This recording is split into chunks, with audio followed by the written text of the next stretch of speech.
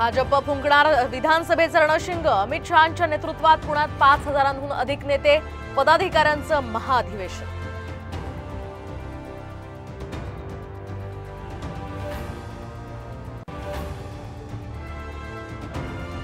मनोज जरांगेंच्या उपोषणाचा दुसरा दिवस। 288 जागांचा डेटा गोळा करा, लढायचं की पाडायचं हे 29 ऑगस्टला ठरवू, जरांगेंचं आवाहन।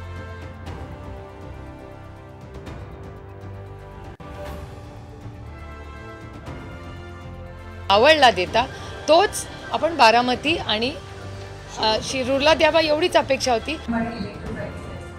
निधीवरून सुप्रिया सुळे आणि सुनील शेळकेंमध्ये जुंपली। बारामती आणि शिरूरला निधी दिला जात नाही, सुप्रिया सुळेंची नाराजी। तर अजित पवारांनी उत्तर देणं हे टाळलं।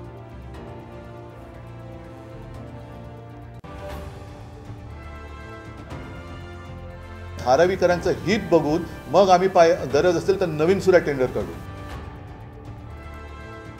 सरकार आल्यावर धारावीचे टेंडर रद्द करू, उद्धव ठाकरेंचं विधान। तर सरकारची लाडका मित्र लाडका कॉन्ट्रॅक्टर योजना आल्याचीही ठाकरेंची टोलेबाजी।